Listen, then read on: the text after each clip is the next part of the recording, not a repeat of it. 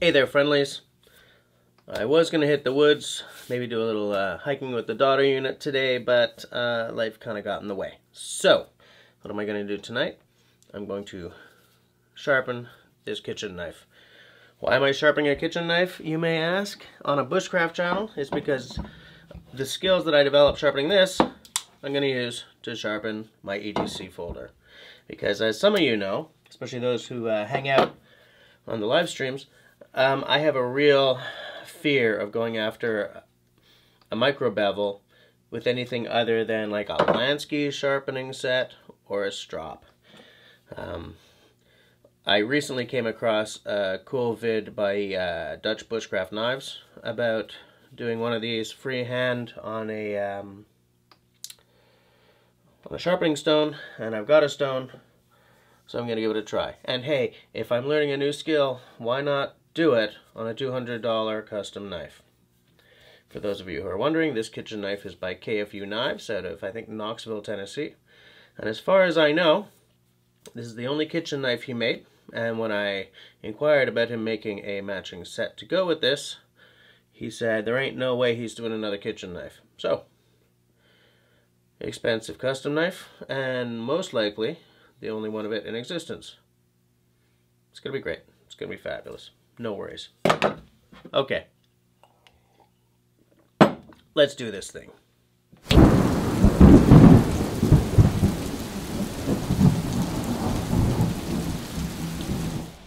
Now, one thing this knife cannot do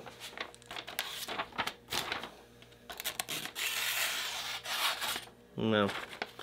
Okay, it can, but not very well, is cut paper.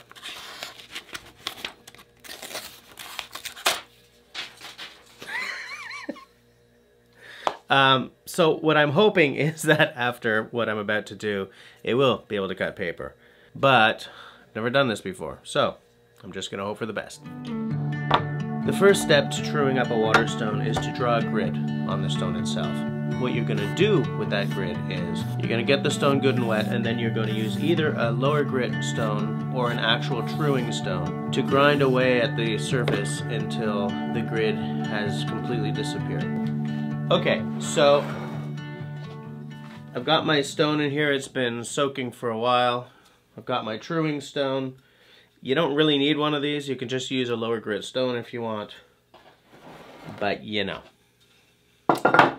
So let's take it out and just grind until the grid is all gone. Okay?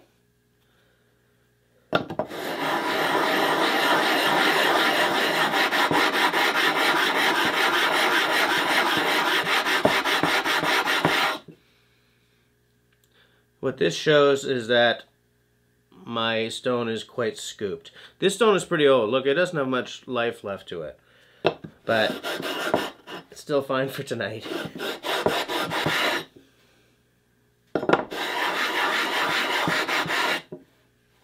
You know what?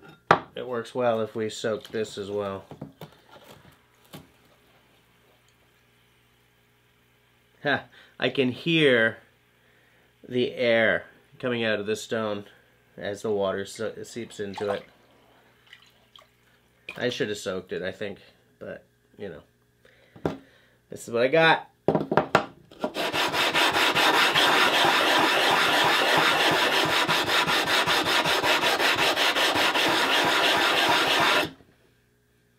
Getting better. If I took better care of this stone more often, I probably wouldn't have to be working so hard to true it up right now.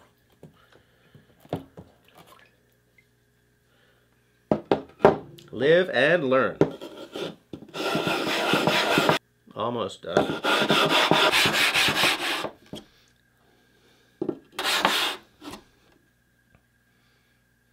Actually,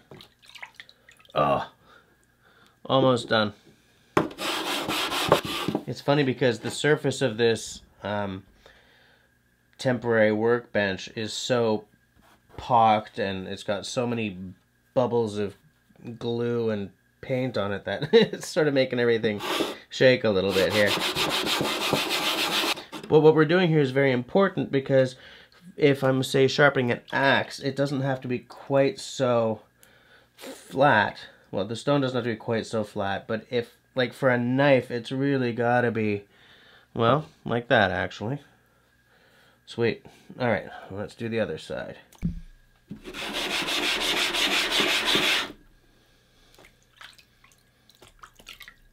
Whoa, this is going much faster than the other. This is a harder side. This is the 4000 side.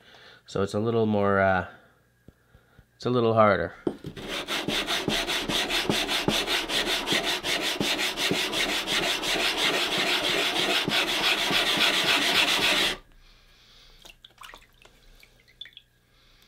And boom. Okay, so what I'm gonna do now, let's see where I'm getting all these chips out. That's because I'm a fool. What I should have been doing all this time is just sort of chamfering the edges to give them a little less chip ability, shall we say.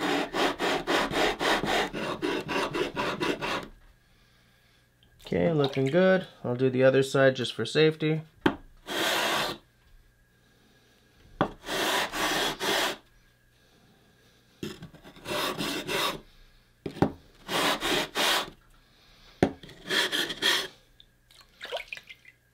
Looking good, except for all these chips, but oh well.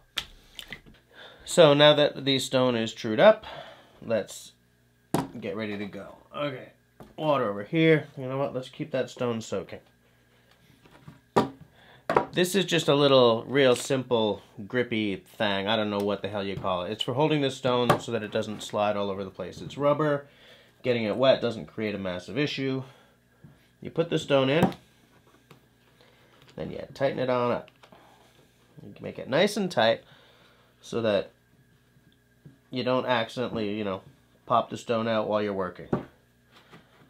Starting on the 1000 side, I wish I had a 400 stone, but this was my first stone. When I originally bought it, I didn't know what the hell I was doing. Once it's really reached the end of its life, I'm gonna definitely replace it with maybe a starter set of Naniwas, you know, the Chosra or something.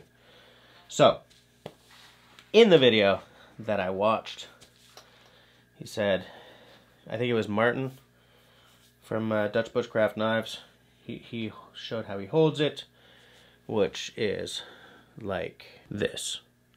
Okay, he puts his thumb here, wraps his fingers around. Let me just make sure that you're seeing this. Come on, fool. There we go. So, he's holding it like this, and he's trying to get it at like a 15-degree angle. And then as he's moving it across the stone, he's just sort of holding down the edge. So, let's see if it works. Okay. Get a bit more water on there. Here goes nothing. My treasured custom knife. This is made with some kind of Argentinian wood. I don't remember what it's called. Alright, like this. I'm going to stand up to do this here. See if I can get more balance and stuff.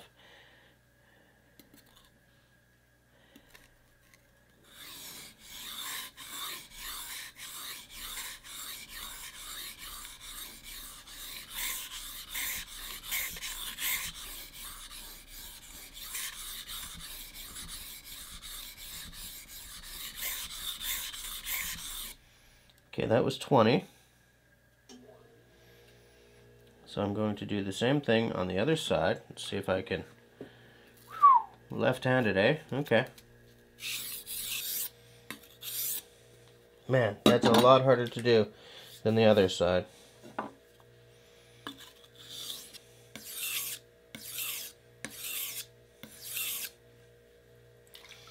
So I did 20, and then I did 2 times 8. So now I'll do 2 times 6 and see how it goes.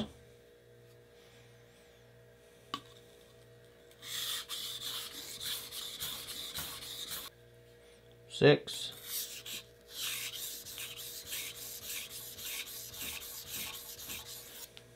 That was 8, so I'll do 2 more here. Now, in my workshop right now, I'm out of paper towels. However, I do happen to have a very old t-shirt that I made years and years ago, and the quality of the printing was not adequate, so I shall use it. as a paper towel. I do believe this might actually be working. I'm going to do a few more though. There's a bit of a nick, which you cannot see most likely. Partly because this knife is, you know, all sexy. And partly because it's really, really tiny. So I'll do probably like another, sorry, getting the focus in. So I'll probably do like another 20 per side. And I'll show you what it looks like then. So let's see what we got here. This is just on the 1,000.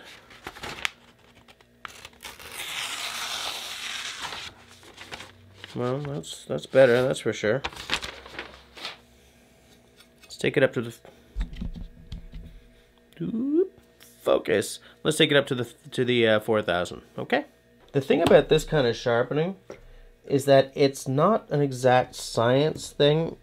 It's very much a feel thing, and that's kind of foreign to my sharpening experience. Like if I'm doing plain blades or something, anything that's not an axe. I like it to be as exact as possible. I'll use jigs and stuff if I can get away with it. Alright, so let's start with 20 per side, okay?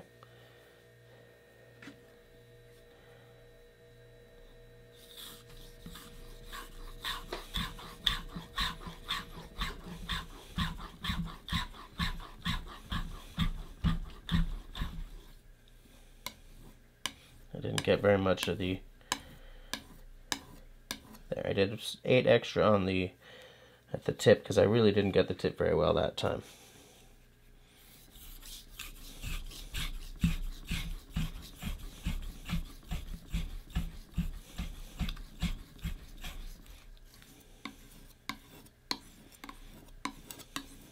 So let's do another 10, get a little bit of water.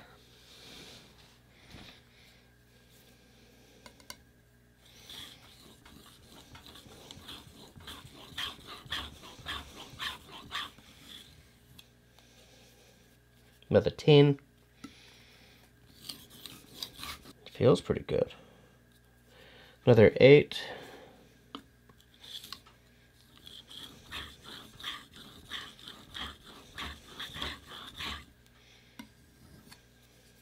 Another 8.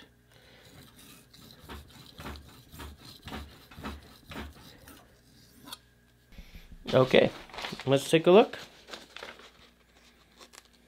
Am I going to get into focus here? Is that focusing? Sort of? Are we staying in focus? Okay. Wow, okay. Let's get into focus, shall we? Alright, that actually worked pretty nicely. Just to give you guys a closer look at this knife. See, there's the KFU logo. It's a, whatever, I think that's an 8-inch chef's knife. I wish I remembered what this wood was called. It's something from Argentina. It's an Argentinian blah, blah, blah. So, I'm going to strop it, and I'm going to oil it.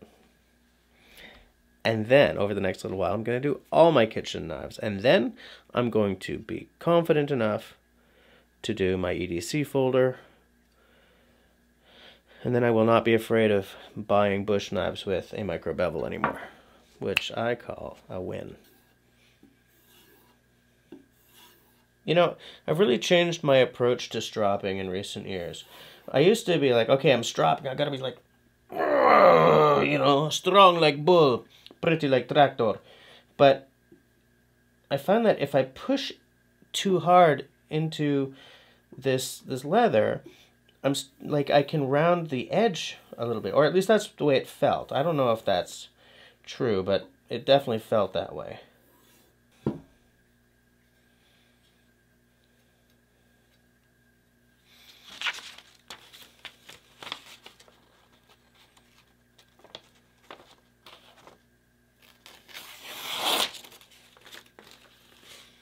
Okay. I'm going to call that a win. Well, I'm actually pretty damn happy with how that turned out. Look at that. Look at that. Well, you can't really see it. Hold on, let me just try and get you that. Can you see? So nice. I think I may have the nicest edge on this I've had so far. Much nicer than that. You know, I've got that Lansky style. It's not actually a Lansky, it's a clone. But that's what I've been using up until now, and this edge feels good. When it comes to sharpening, I'm actually a little kind of platform agnostic. You know, for some things I'll use stones, and then for other things I'll use sandpaper or like diamond plates, and sometimes I'll mix it up.